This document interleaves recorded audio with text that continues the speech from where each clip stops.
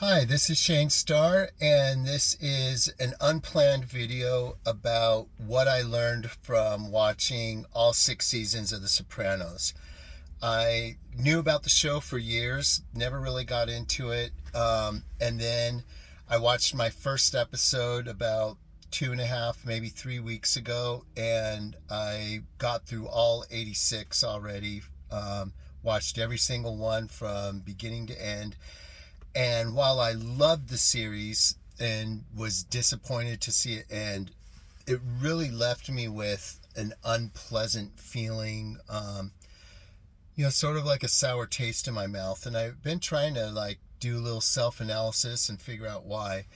And some of it has to do with an upcoming video tomorrow or Wednesday that I'm going to do on a request. It's from Power Red Bull Typology about the relationship between biology and personality. And I think, even though they're completely unrelated topics, this video will sort of segue into that one and what I have to say about that topic, because I figured it out. What bothered me with The Sopranos is the opposite of an optimistic look at humanity and its destiny. So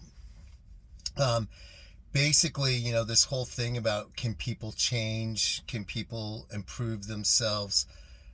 If The Sopranos was the Bible of television, and a true picture of humanity and what it's really like, then we would have to answer that question in the negative. We'd have to say, you know what, people don't really change. They never really improve. And I have a few further thoughts about what I really learned from this as it relates to typology. Now, I could have talked about specific characters and their arcs and then relate that to the functions, but for time's sake and for organizational efficiency, I think it's better to just go down the functions. And for those of you who are familiar with the show, you can plug in the people and situations as you will. So here it is. What I learned from watching all 6 seasons of The Sopranos as it relates to typology is, while our lead function can be a superpower and can be a force to be reckoned with in the world, it is far from being invincible. Now, I want you to think about that for a minute. As great as your lead function is, it can also lead to your biggest failure. And no, I don't mean in terms of your inferior function creeping up on you, or your polar function, or any of that. No, I'm talking about your main function, your lead function, your base function. How does this look? So what am I really trying to say in specifics here? Well, let's start. Extroverted sensing, SE. What I learned from The Sopranos is that however powerful a fighting force you are, you can still ultimately lose, and lose big, to another strong, powerful force. So you can be an SE hero or giant, and you still get beat, and beat hard, by another SE giant. And then I think this plays out in real life, not just the TV show. So no matter how great you are at SE or extrovert sensing, there's other people great at it too. And when you go head to head, you might win, but you might lose. Okay, moving on. Introverted sensing.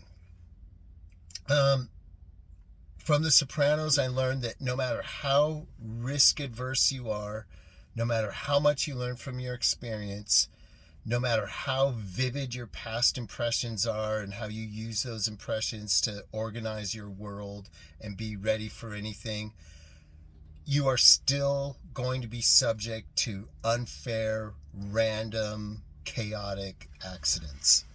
There's no saving yourself. You can do all the preparation, use all your experience, hope for the best, plan for the worst, and even as you're doing that, chaos can still come and slap you upside the head in a devastating way. And it's sad when it happens, but it happens, and it happened in this show to more than one character.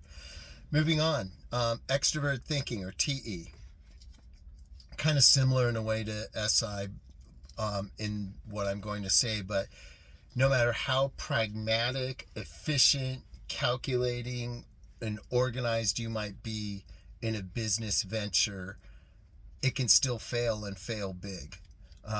Things can still go wrong, and no matter how airtight you are on the logic and on the numbers and on being prepared and how each thing's supposed to lead to the next step, people are people, and people are bad, and things fall apart, and the best laid plans of mice and men, right? You can still fail, even if you are a TE lead and the quintessential picture of efficiency. Things can still fall apart on you. TI, introverted thinking. What I learned from The Sopranos is that while you can have all the technical aspects of systems, situations, relationships, even life itself, you can have it all figured out. You can have your master plan, just every detail figured out. You can still get whacked, you can still see it fall apart for one reason or another, usually the one thing you didn't see coming.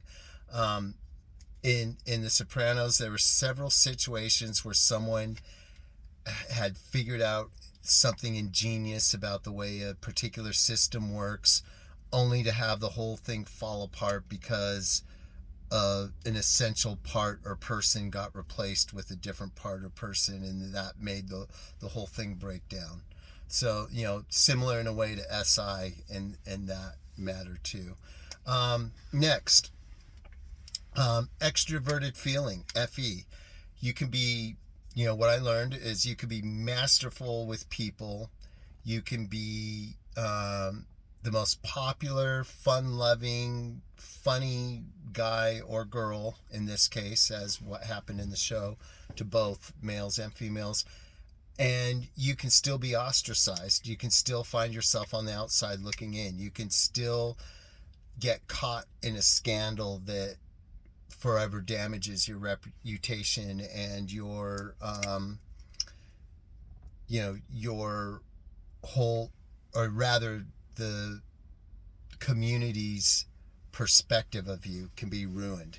And it doesn't even have to be your fault. It can be completely something else. If there's a single strand that is recurring in these little mini lessons, it's kind of chaos. Chaos can hit you no matter what.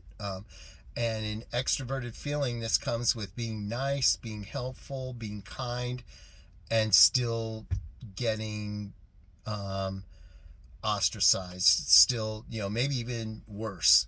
But there's no guarantee that people will reciprocate your acts of kindness. Related to that is introverted feeling. You can have the most genuine feelings. You can have the most lovely interpersonal skills and the most keen judgment when it comes to people and negative forces and influences. And yet you still can be utterly betrayed. And I saw this over and over and over again in the show. It's not that the person was stupid or trusted a player and they got played, or trusted a scorpion and got stung.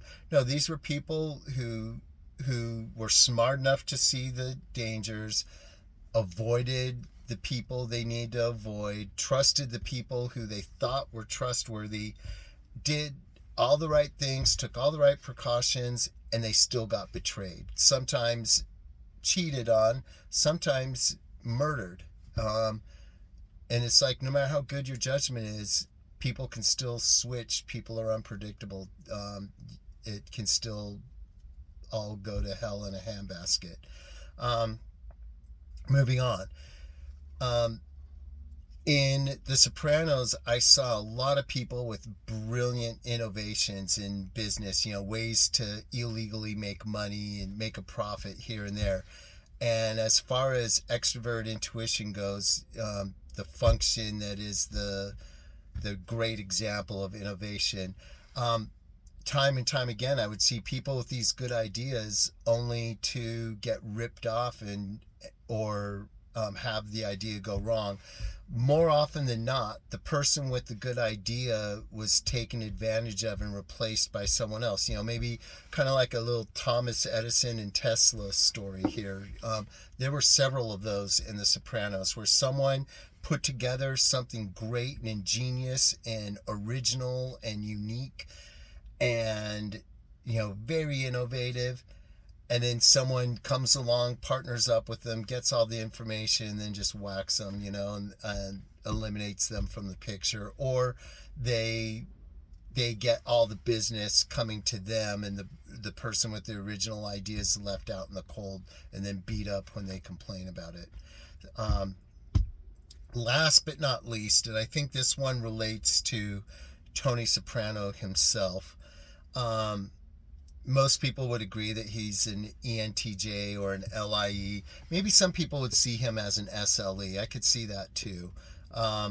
Again, even though it's not supposed to be this way in socionics, I still find the easiest mix up to get in MBTI or in socionics is that first and third function, because our third function, even if it's technically weak as socionics people claim, or if it's potentially strong like MBTI people claim, either way that third function can be mistaken for your first. So if Tony really is an ESTP or SLE, I can see why that third slot, you know, if he really is an ENTJ, I can see why people would think he's an ESTP with that third slot SE.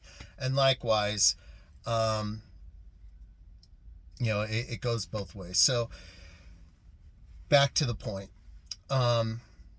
When we're thinking of introverted intuition, the master of time, seeing all the pieces on the board, how one thing will develop over time into another thing, where this is all going, the meaning of it all.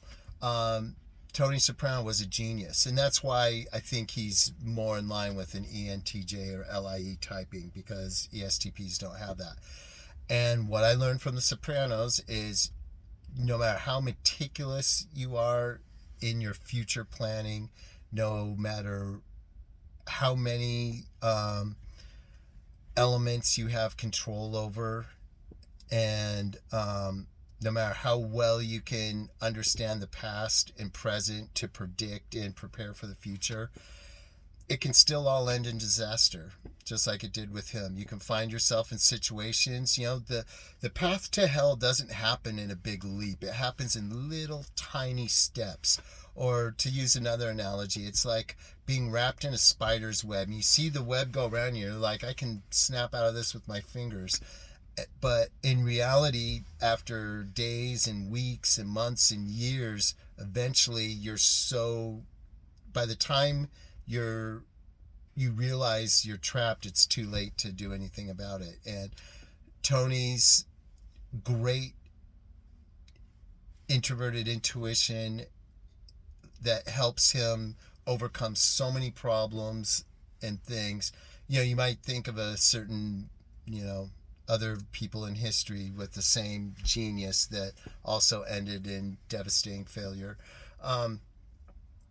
It still ended bad for him. And I think on that count, again, the common string with all of these 8 cognitive functions lessons is that no matter how great you are at your lead function, no matter how well you play it, things can still go wrong, and things do still go wrong.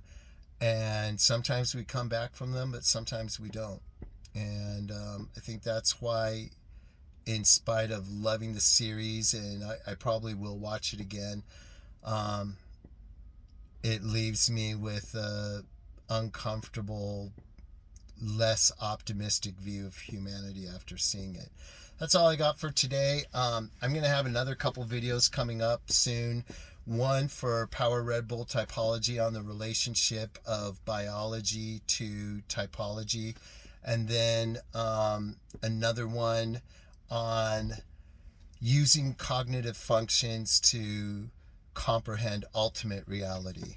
Okay, and that one will be interesting. It has some religious tones, but it's important, so I'm going to share it. Anyway, that's all I got. Peace out.